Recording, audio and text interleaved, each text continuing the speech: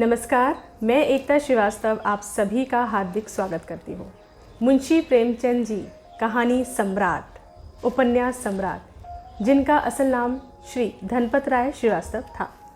इनका जन्म हुआ था 31 जुलाई सन 1880 में वाराणसी में। बहुत सारी कहानियाँ, बहुत उपन्यास, हिंदी और उर्दू साहित्य के महानतम कथाकार, कहानीकार, जितना भी इनके बारे में कहूँ कम ही होगा।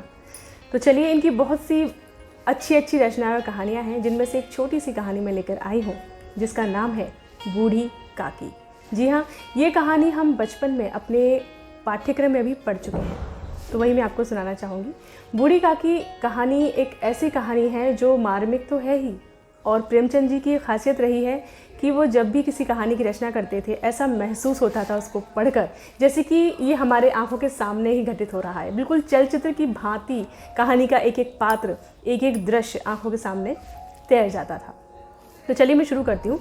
बूढ़ी काकी जो कहानी है उसमें मुख्य पात्र हमारी बूढ़ी काकी हैं, जिनके पति और बच्चे अब इस दुनिया में नहीं हैं, स्वर्ग सुधार चुके थे, और बूढ़ी काकी काफ़ी वृद्ध हो चुकी हैं। उन्हें दिखाई भी ठीक से नहीं देता है, सुनाई भी नहीं देता है, और हाथ पैरों से लाचार है। तो उन्होंने अपनी सारी संपत्ति अपने भतीजे, जिसका नाम बुद्धिराम है, और भतीज बहू रूपा के नाम लिख दी थी। बुद्धिराम के 2 बेटे और 1 बेटी है। बड़े बेटे का नाम मुखराम है और छोटे बेटे का नाम मुझे नहीं पता है, और उनकी बेटी जिसका नाम है लाडली। लाडली छोटी है और जैसा नाम है ठीक वैसी ही। बूढ़ी काकी का कहना ये था कि बुद्धिराम स्वभाव से ऊपर से तो काफ़ी कोमल, मधुर और अच्छे लगते थे, किंतु थोड़े अंदर से संपत्ति और पैसों को लेकर थोड़े से कंजूस थे। जबकि उनकी भतीज बहू रूपा ऊपर से भले ही कर्कश थी, या फिर उनसे झगड़ती थी, या कुछ उल्टा सीधा कहती थी, लेकिन भगवान से डरती थी। और दोनों बच्चे यानी कि बुद्धिराम के दोनों बेटे वो बूढ़ी काकी को सताने में कोई भी कसर नहीं छोड़ते थे। लेकिन बिटिया रानी लाडली बूढ़ी काकी का बहुत ख्याल रखती थी और उन्हें बहुत प्यार भी करती थी। इसका कारण यह भी था कि जब उसके दोनों भाई उसे परेशान करते थे, उसे तंग किया करते थे, तब वो जाकर बूढ़ी काकी की शरण लेती थी, और बूढ़ी काकी उसे अपने पास संभाल के बैठाती थी, प्यार करती थी, दुलार करती थी। और जैसे कि हम कहते हैं ना कि बुढ़ापा और बचपना बिल्कुल एक सामान्य अवस्था होती है, बूढ़ी काकी को अपनी जिह्वा स्वाद से, उनकी जो स्वादेंद्रिय थी उससे बहुत प्रेम था। उनको जब भी कोई काम पूरा नहीं होता था, जब मनमाफिक खाने को नहीं मिलता था, तो वो ज़ोर ज़ोर से रोती थी, जिसके कारण से सब काफ़ी उनसे परेशान रहते थे। उनका भतीजा, उनकी बहू बहुत परेशान रहते थे कि क्या हुआ। उन्हें भरपेट भोजन नहीं दिया जाता था, मतलब उनको तिरस्कार दिया जाता था। जबकि वो सोचती थी कि उनकी जो संपत्ति, जिससे इनके भतीजे को और बहू को वार्षिक लगभग 200 रुपये उस ज़माने के हिसाब से काफ़ी था, आय हुआ करती थी, उसके बाद भी उनका ख्याल नहीं रखा जाता था। बूढ़ी काकी परेशान थी कहीं ना कहीं। कुछ समय की बात थी, उनके जो बेटे थे मुखराम, बुद्धिराम के बेटे मुखराम की सगाई पक्की होनी थी। उनका तिलक समारोह आयोजित होना था और घर में काफ़ी चहल पहल थी, मेहमानों का आना जाना लगा था और काफ़ी पकवान बन रहे थे। चूँकि बूढ़ी काकी जिह्वा स्वाद को के चरम सुख तक प्राप्त करना चाहती थी। आज बहुत चहल पहल थी और सुबह से ही सभी व्यस्त थे, और बूढ़ी काकी मन ही मन सोच रही थी कि आज तो काफ़ी स्वादिष्ट भोजन मिलने वाला है। और चूँकि पकवान की सुगंध तो आपको पता ही सब जगह फैली जाती है, तो वही बूढ़ी काकी के साथ हो रहा था। अपनी कोठरी में बंद थी और सोच रही थी कि न जाने कब मुझे खाने को स्वादिष्ट भोजन मिलेगा, और तरह तरह के ख्याली पुलाव पकाने लगी कि अभी गर्मा गर्म पूरियाँ तली जाएंगी, कचौड़ियाँ बनेंगी, तो कितने 56 प्रकार के पकवान मिलेंगे मुझे। इस तरह से वो सोच में डूबी हुई थी, और उनका जो कहते हैं ना स्वाद ग्रंथि, जो लार थी, वो पूरी तरह से टपक रही थी। उनसे रहा नहीं गया और वो अपने आप को समेट कर आखिर उस स्थल तक आ ही गई जहाँ पर भोजन की व्यवस्था चल रही थी।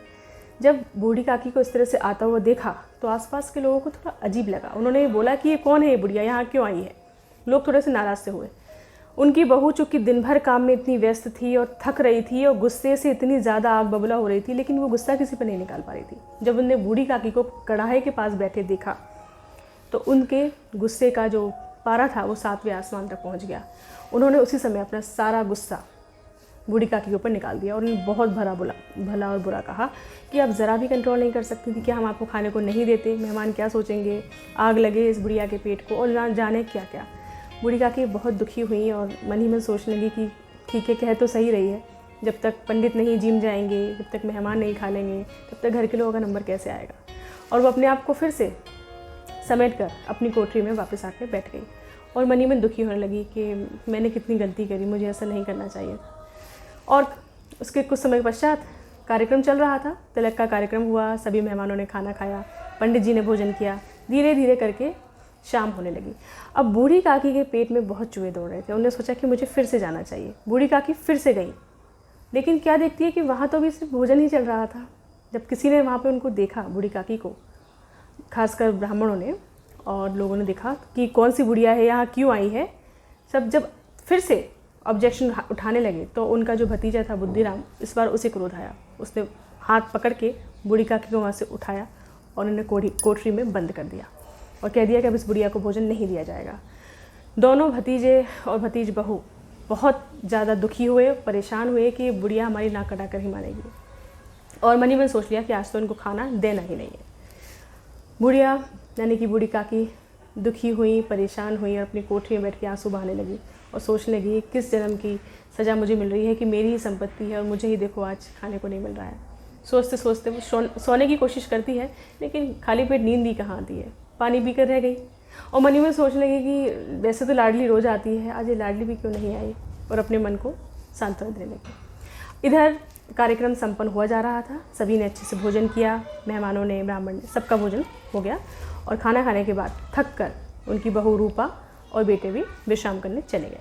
लगभग आधी रात हो चुकी थी, लेकिन बूढ़ी काकी को ऐसा लग रहा था कि शायद नींद नहीं आ रही थी, वो सोने की कोशिश कर रही थी। इसी बीच कुत्तों का भौंकना शुरू हुआ और लाडली की नींद खुली। लाडली सोचती है कि ऐसी क्या गलती थी, बूढ़ी काकी को क्यों नहीं खाना दे रहे हैं मेरे माता पिता, क्या हो गया, सिर्फ कुछ पूड़ियाँ ही तो थी, दे देते।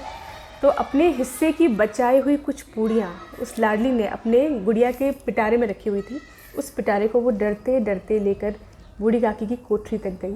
बच्ची छोटी थी, नादान थी और डर भी रही थी, लेकिन जो सिगड़ियाँ जल रही थी, जो चूल्हे जल रहे थे, उसकी जो रोशनी थी और जो कुत्ते भौंक रहे थे, सिर्फ उस रोशनी से और उस आवाज़ से अपने आप को सांत्वना देते हुए, ढांढस बनाते हुए कि हाँ डर की बात नहीं है, मैं जा सकती हूँ, वो अपने कमरे से बूढ़ी काकी की कोठरी तक गई, उन्हें जगाया। बूढ़ी काकी नींद सी थी, बोलती है क्या हुआ, कौन है बेटा? तो लाडली ने कहा काकी देखो मैं हूँ, क्या लाई हूँ आपके लिए। तो काकी बहुत खुश हो गई और खाने की सुगंध से उठकर बैठ गई। बोलती है कि तुम्हारी माँ ने भिजवाई है? तो लाडली बोलती नहीं, ये मेरे हिस्से की है, मैं छुपा कर लाई हूँ काकी, इसे आप खा लीजिए, और अगर माँ को पता चलेगा तो मुझे डांट पड़ेगी। बूढ़ी काकी ने कहा ठीक है, दुखी मन से 4 पूड़ियाँ खाई। अब उन 4 पूड़ियों से बूढ़ी काकी की क्षुधा और ज़्यादा बढ़ चुकी थी, उनकी भूख और बढ़ चुकी थी। उन्होंने बिटिया से बोला लाडली और नहीं है क्या? लाडली बोलती है नहीं काकी। तो बोलती है मेरा हाथ पकड़ और मुझे उस जगह ले चल जहाँ पर मेहमानों ने भोजन किया था। बच्ची नादान थी, नहीं समझी, हाथ पकड़ के काकी का वहाँ ले गई जहाँ पर मेहमानों ने भोजन किया था, जहाँ झूठी पत्तलें पड़ी हुई थी। काकी के मन की जो जिह्वा की तृप्ति थी, वो उनकी जो अंदर की भूख थी, जो स्वाद इंद्रिय थी उनकी, वो उन्होंने उनको इतना विवश कर दिया कि एक ब्राह्मणी होने के बावजूद भी वो उन झूठी पत्तलों में से निकाल के भोजन कर रही थी और चटकारे ले रही थी कि वाह कचौड़ी तो बहुत स्वादिष्ट बनी है, ये दही कितना स्वादिष्ट था, ये पूड़ियाँ कितनी अच्छी थी, ये पकवान कितने अच्छे थे।